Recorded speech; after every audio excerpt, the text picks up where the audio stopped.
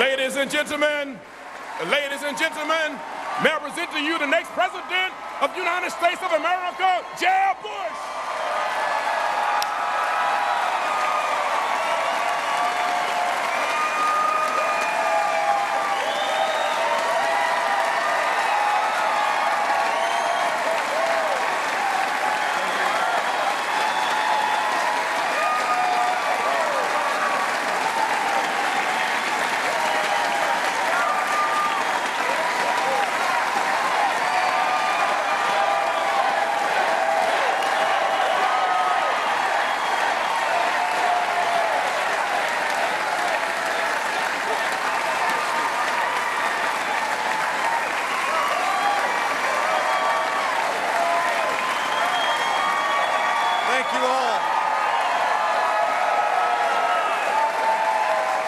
Thank you all.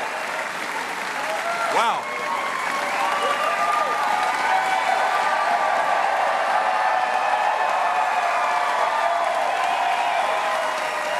Thank you so much.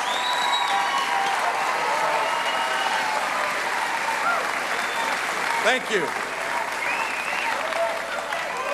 Mom, can you ask him to sit down, please? Thank you all very much. You know, I always feel welcome at Miami-Dade College. This is a place that welcomes everyone with their hearts set on the future. A place where hope leads to achievement and striving leads to success.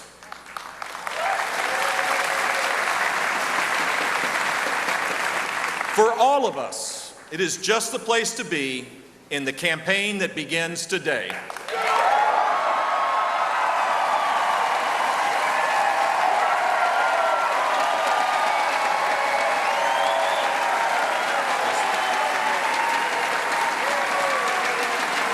Thank you.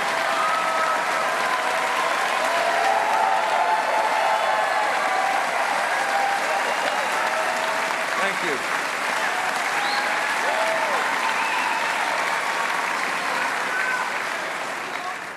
We're 17 months from the time for choosing. The stakes for America's future are about as great as they come. Our prosperity and our security are in the balance. So is opportunity in this nation where every life matters and everyone has the right to rise.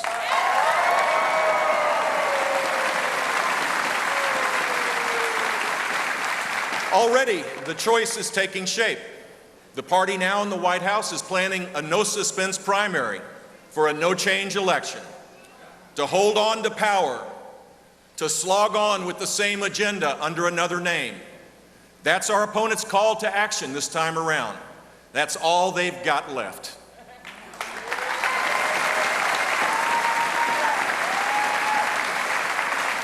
And you and I know that America deserves better.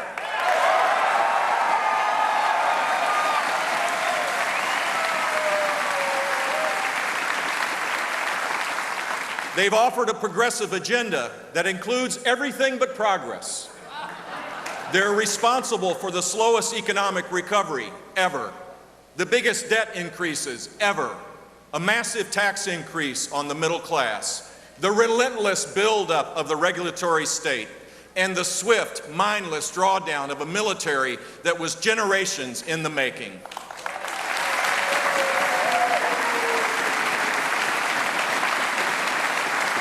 I, for one, am not eager to see what another 4 years would look like under that kind of leadership. The presidency should not be passed on from one liberal to the next. So here's what it comes down to. Our country's on a very bad course, and the question is, what are we going to do about it? The question for me is, what am I going to do about it? And I've decided I'm a candidate for President of the United States of America.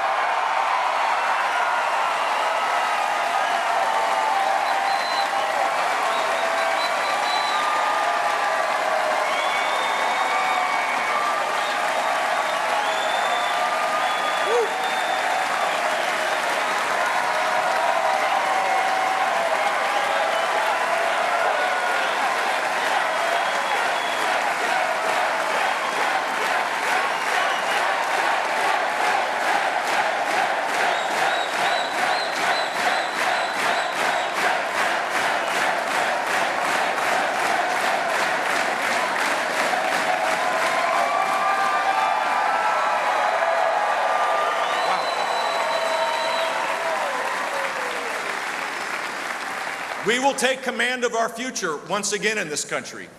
We will lift our sights again, make opportunity common again, get events in the world moving our way again.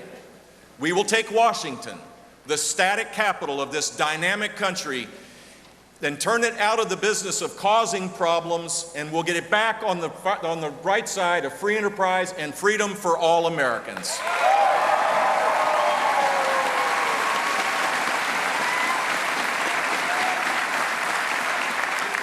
I know we can fix this because I've done it.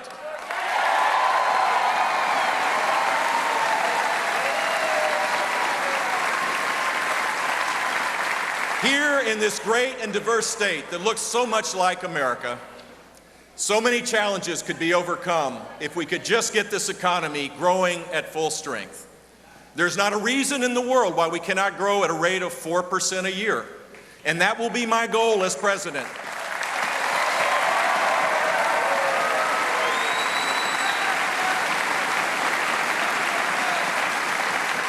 4% growth and the 19 million new jobs that comes with it.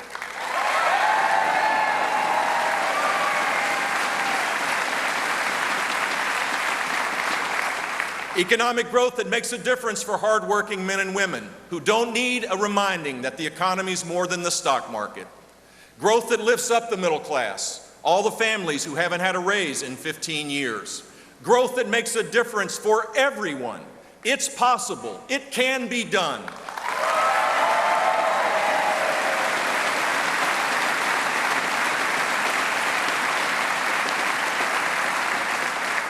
We made Florida #1 in job creation and #1 in small business creation. 1.3 million new jobs, 4.4% growth, higher family income, 8 balanced budgets, and tax cuts 8 years in a row that saved our people and businesses $19 billion.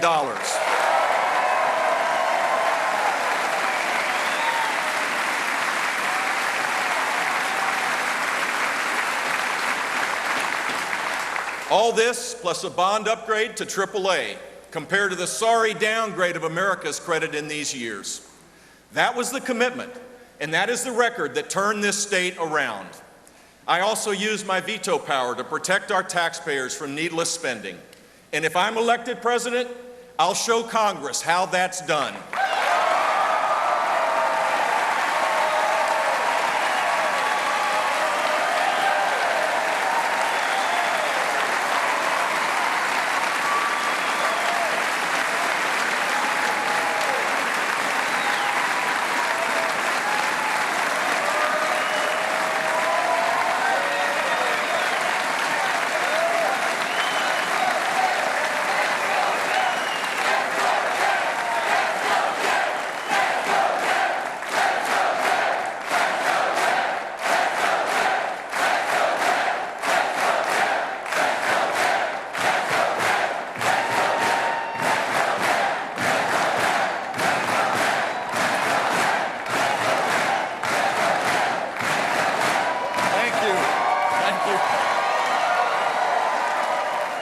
Leaders have to think big, and we've got a tax code filled with small-time thinking and self-interested politics. What swarms of lobbyists have done, we can undo with a vastly simpler system, clearing out special favors for the few, reducing rates for all.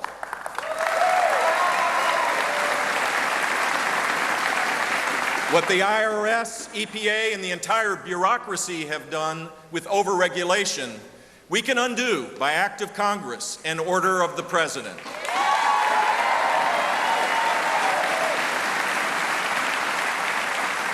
Federal regulation has gone far past the consent of the governed. It is time to start making rules for the rule makers.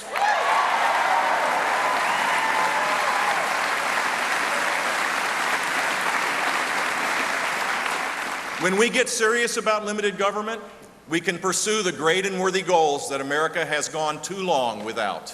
We can build our future on solvency instead of borrowed money. We can honor our commitments on the strength of fiscal integrity. With North American resources and American ingenuity, we can finally achieve energy security for this nation, and with presidential leadership, we can make it happen within 5 years.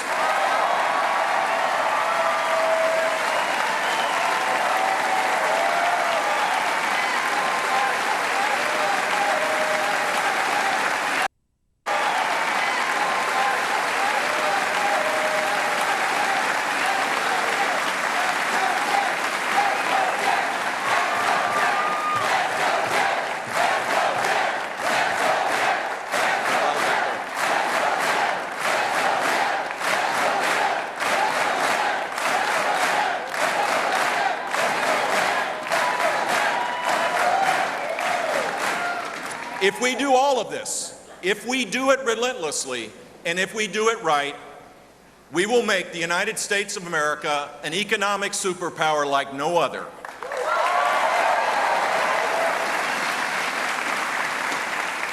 We will also challenge the culture that has made lobbying the premier growth industry in our nation's capital. Look, the rest of the country struggles under big government while comfortable, complacent interest groups in Washington have been thriving on it. A self-serving attitude can take hold in any capital, just as it once did in Tallahassee. I was a governor who refused to accept that as the normal or right way of conducting the people's business. I will not accept it as the standard in Washington either.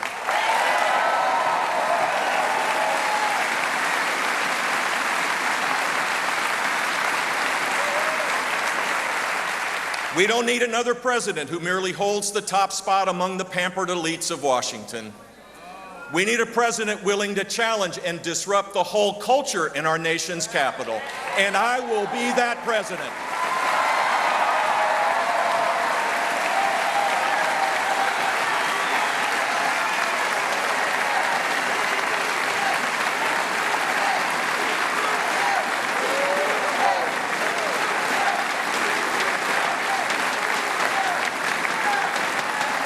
Because I was a reforming governor, not just another member of the club. There's no passing off responsibility when you're a governor.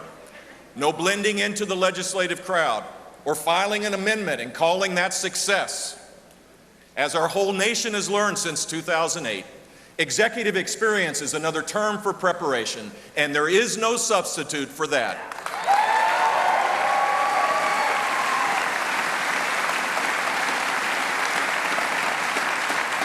We're not going to clean up the mess in Washington by electing the people who either helped create it or have proven incapable of fixing it.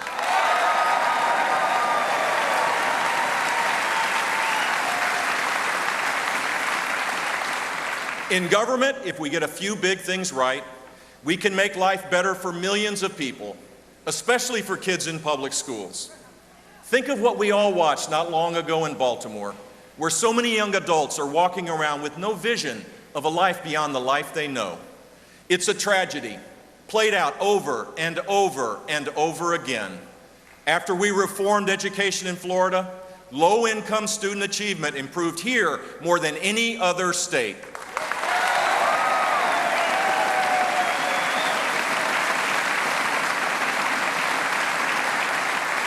We stopped processing kids along as if we didn't care, because we do care.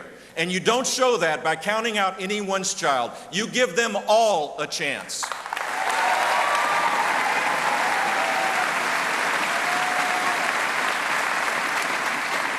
Here's what I believe. When a school is just another dead end, every parent should have the right to send their child to a better school, public, private, or charter.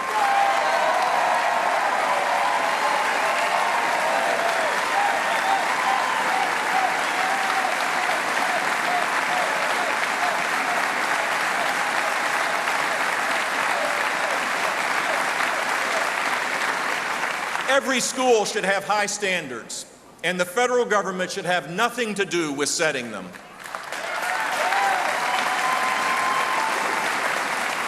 Nationwide, if I'm president, we will take the power of choice away from the unions and bureaucrats and give it back to parents.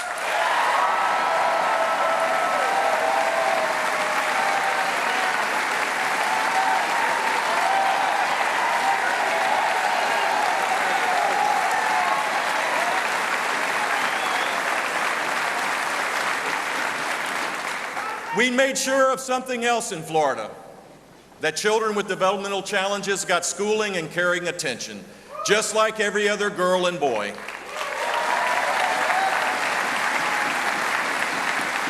We didn't leave them last in line.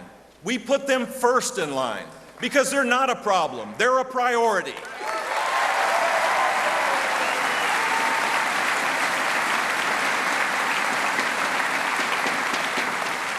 That is always our first and best instinct in this nation filled with charitable hearts. Yet these have been rough years for religious charities and their right of conscience. And the leading Democratic candidate recently hinted of more trouble to come. Secretary Clinton insists that when the progressive agenda encounters religious beliefs to the contrary, those beliefs, quote, have to be changed. That's what she said. That's what she said, and I guess we should at least thank her for the warning.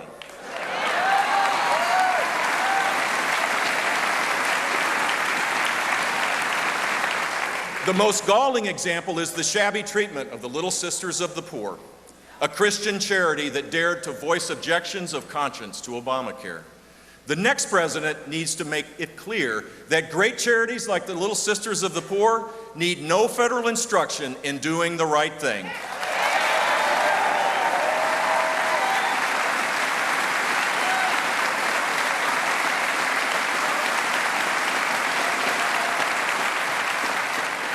It comes down to a choice between the Little Sisters and Big Brother, and I'm going with the sisters.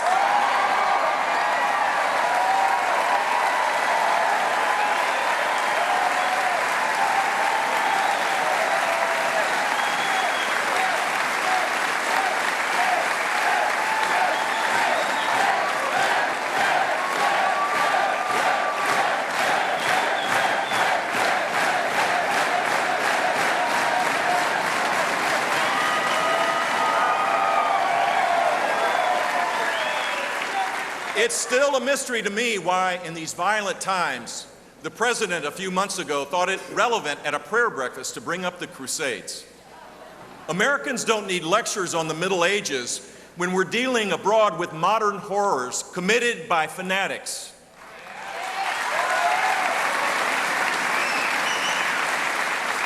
From the beginning, our president and his foreign policy team have been so eager to be the history makers that they failed to be the peacemakers.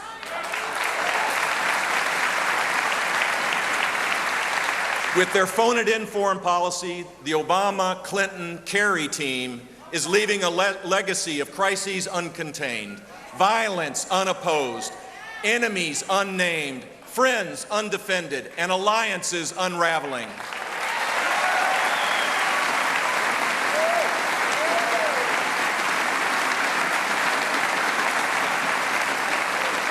This supposedly risk-adverse administration is also running us straight in the direction of the greatest risk of all, military inferiority.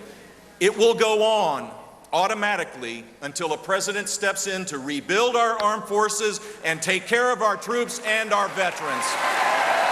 And they have my word, I will do it.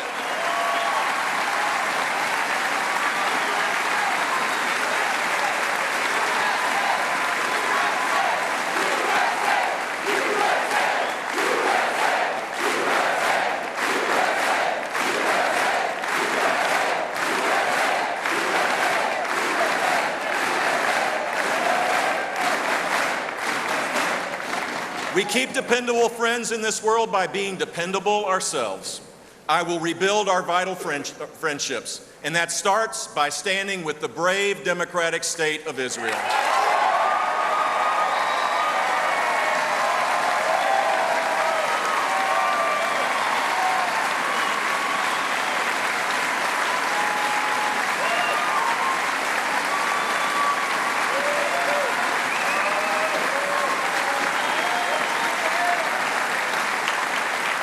American-led alliances need rebuilding too, and better judgment is called for in relations far and near. 90 miles to our south, there's a talk of a state visit by our outgoing president. But But we don't need a glorified tourist to go to Havana in support of a failed Cuba.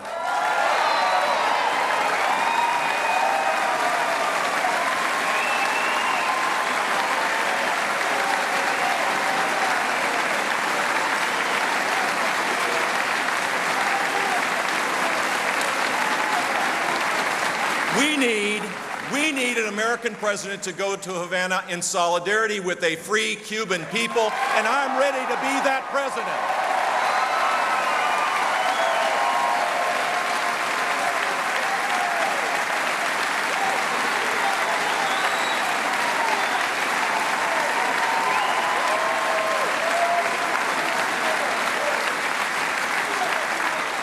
Great things like that can really happen. And in this country of ours, the most improbable things can happen as well. Take that from a guy who met his first president on the day he was born, and his second on the day he was brought home from the hospital.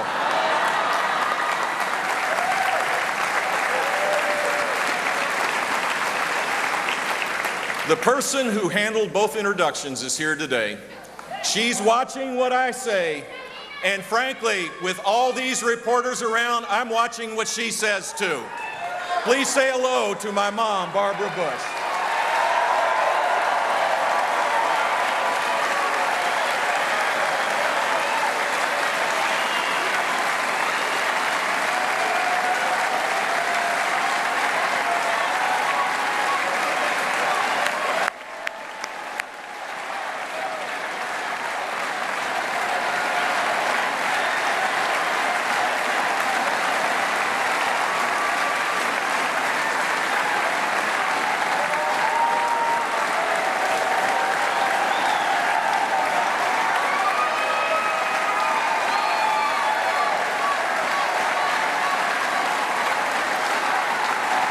By the way,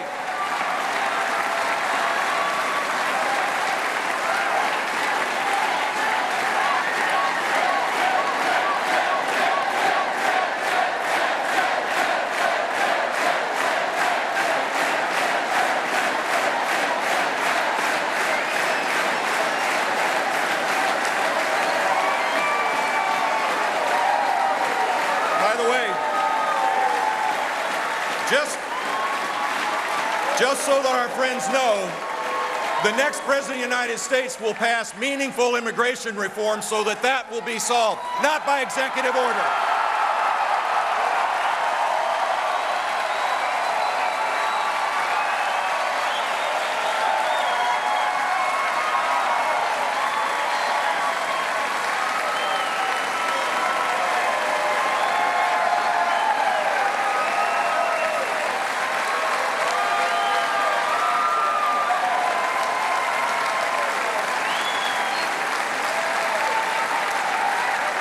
So back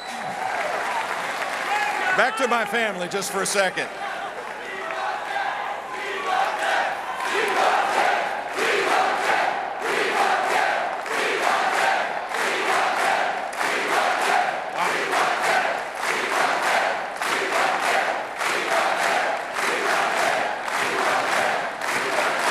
Look, I think I was talking about my mom. I kind of lost my train of thought here. Long before the world knew my parents' names, I knew I was blessed to be their son. And they didn't mind it at all when I found my own path. It led from Texas to Miami by way of Mexico. In 1971, 8 years before then candidate Ronald Reagan said that we should stop thinking of our neighbors as foreigners, I was ahead of my time in cross-border outreach.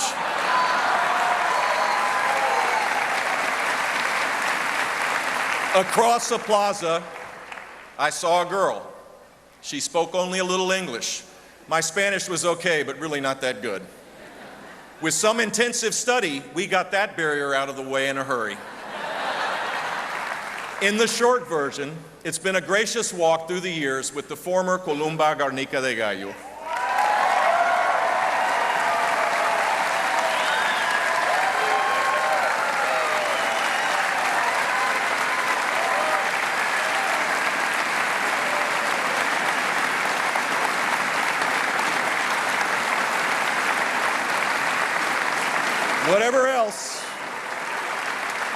Whatever else I might or might not have going for me, I've got the quiet joy of a man who can say that the most wonderful friend he has in the whole world is his own wife. Columba, I love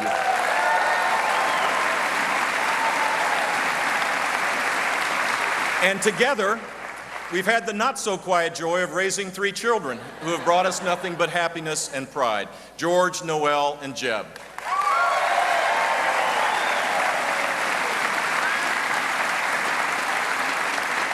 The boys have also brought us more bushes: their wives Mandy and Sandra, and our grandchildren, the near-perfect Georgia, Prescott, Vivian, and Jack.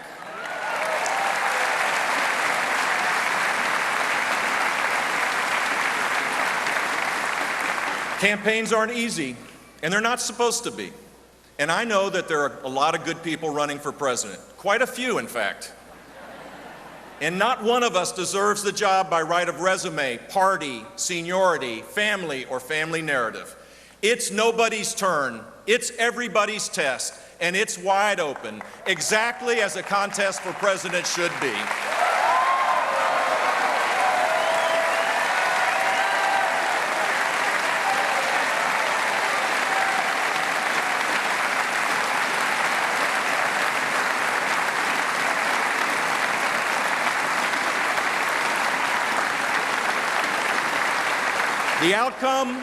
The outcome is entirely up to you, the voters.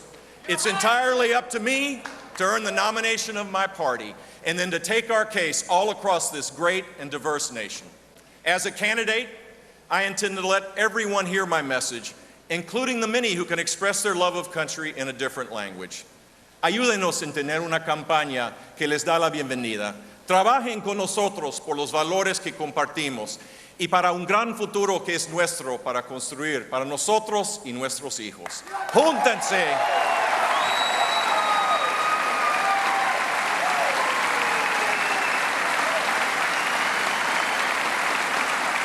Júntense a nuestra causa de oportunidad para todos, a la causa de todos que aman la libertad y la causa noble de los Estados Unidos de América.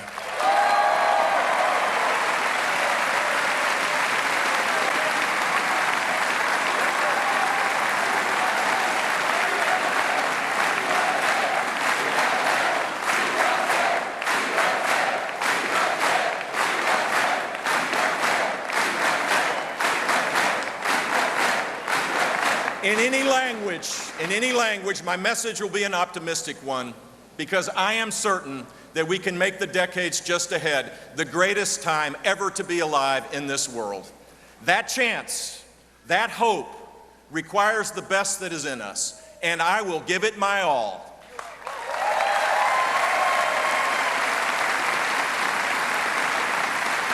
I will campaign as I would serve, going everywhere, speaking to everyone, keeping my word, facing the issues without flinching, and staying true to what I believe. I will take nothing and no one for granted. I will run with heart, and I will run to win.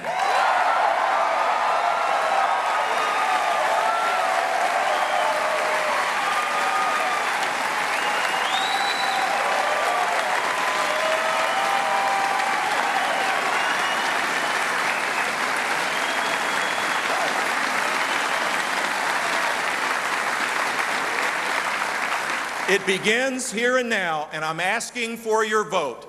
Thank you, and God bless you all. Love you.